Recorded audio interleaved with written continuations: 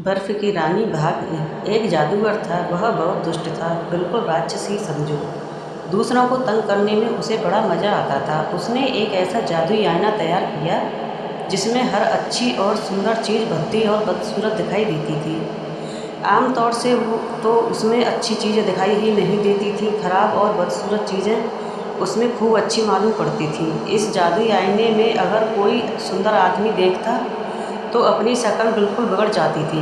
कभी सिर गायब तो कभी पीठ गायब, हाथ पैर इस तरह मुड़े हुए और टूटे हुए से लगते थे कि कोई उसको पहचान नहीं सकता था। जादूगर यह देखकर दुष्टतापूर्वक हंसता था और मन ही मन बड़ा खुश होता था।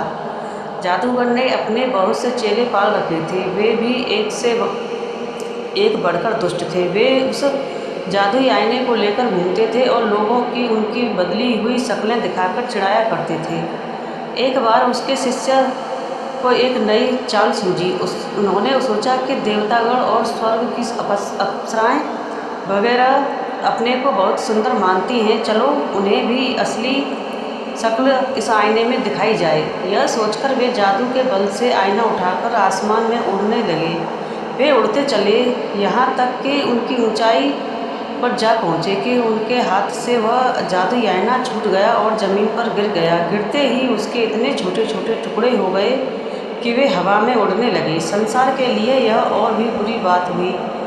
उस शैतान आईने के जर्रे कुछ लोगों की आंखों में गए और वे अच्छी चीज़ को बुरी समझने लगे। उस शैतानी आईने के टुकड़े कुछ लोगों के दिलों में भी जा बैठे। यह और भी बुरा हुआ, लोगों के दिलों में दया, ममता, प्रेम, स्नेह सब कुछ उड़ गया और वे पत्थर दिल हो गए, बिल्कुल बर्फ जैसे ठंडे और कड़े। उस शीशे के कुछ बड़े टुकड़े इकट्ठा करके लोगों ने उनके चश्मे बना लिए और उन्हें अपनी आंखों पर लगाकर अपने पड़ोसियों और मिलने जुलने वालों सबको बुरा समझने लगे। जादूगर यह देखकर बहुत प्रसन्न हुआ और खिलखिलाकर हंसता रहा। अब भी उस शैतानी आईने के टुकड़े हवा में तैर रहे थे। उनका क्या असर होता है, इसे हम आगे की कहानी में पढ़ेंगे। एक बड़ा शहर था जहाँ बहुत से लोग रहते थे। वह इतना घना बसा हुआ था और लोगों के पास इतने छोटे छोटे मकान थे कि एक बगीचा तक नहीं था लगा सकते थे। ऐसी ही बनी बस्ती में दो छोटे बच्चे रहते थे, एक लड़का और एक लड़की। दोनों भाई बहन नहीं थे, लेकिन दोनों में भाई बहन जैसा ही प्यार था। उनके घर इतने आसपास थे कि वे अपने घर की खिड़की पार करके दूसरे की खिड़की में जा सकते थे। खिड़की के पास लकड़ी के बड़े डिब्बों में उनके घर के लोगों ने कुछ पौधे लगा रखे थे जिनमें गुलाब भी थे।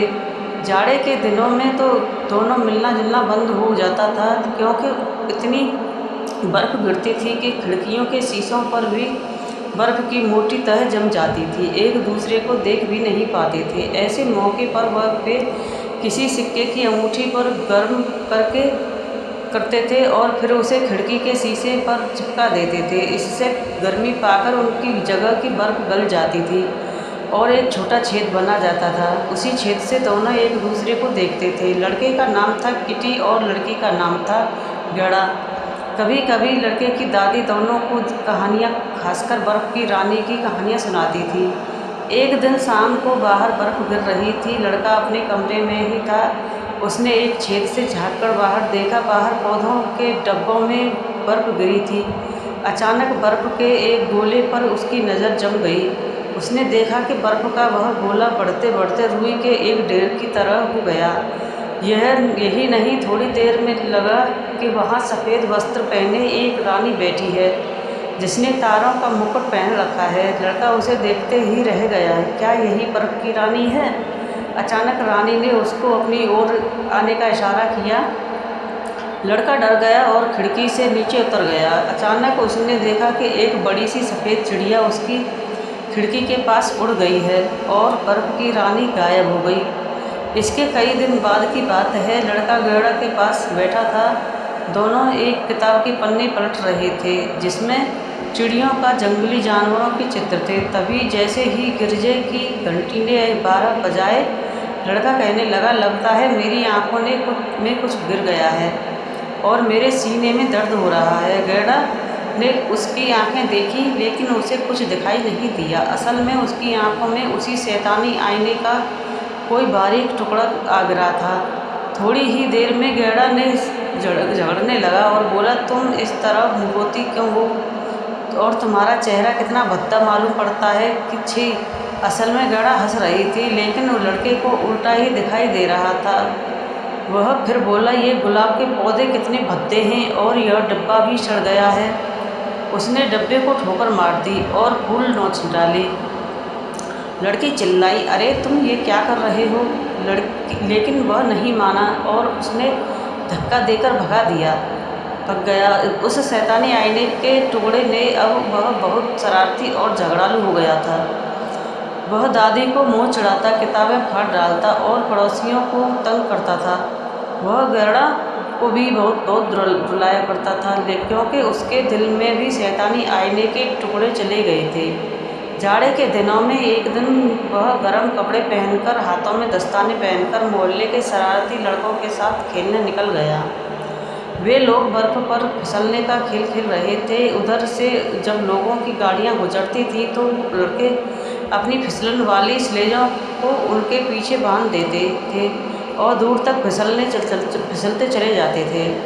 किटी ने भी एक गाड़ी के पीछे अपनी स्लेज बांध दी और फिसलना शुरू कर दिया। उस गाड़ी में एक आदमी सफ़ेद लबादा ओढ़े और मोटी सफ़ेद टोपी लगाए बैठा था। वह आदमी बार बार मुड़कर किटी को अपने पीछे आने का इशारा करता था और किटी उसके पीछे पीछे फिसलता जा रहा था। गाड़ी शहर की सड़कों को पार करती हुई थोड़ी देर में शहर के बाहर आ गई। किटी कुछ घबराया। उसने अपने स्लेजों को गाड़ी से छुड़ाने की कोशिश की, लेकिन उसकी कोशिश बेकार गई। किटी ने चिल्लाने की कोशिश की, लेकिन उसके मुंह से आवाज़ नहीं निकली, और अगर निकलती भी तो वहाँ कौन सुनता। बर्फ़ तेज़ी से गिर रही थी। इतने में किटी ने देखा कि गाड़ीवान की टोपी और लबादा गायब हो गया और गाड़ीवान की जगह सफ़ेद वस्त्र पहने एक सुंदर देवी वहाँ आ बैठी। किटी ने फ़ौरन पहचान लिया, यह बर्फ़ की रानी थी। बर्फ़ की रानी ने किटी को अपनी गाड़ी में बिठा लिया और उसे अपनी सफ़ेद चादर से ढककर बोली, तुम्हें बहुत तेज़ जाड़ा लग रहा है ना। लेकिन उसकी चादर में तो और भी ठंड थी। बर्फ़ की रानी ने तो जब प्यार से उसका माथा चूमा तो उसे लगा जैसे उसका माथा बर्फ़ से छू गया हो। वह आसमान में उड़ने लगी। किटी ने सुना बादल रानी के स्वागत में कोई गीत गा रहे थे। अब वे लोग बादलों के ऊपर भी उड़े जा रहे थे। बर्फ़ की रानी उसे बादलों के देश में ले गई।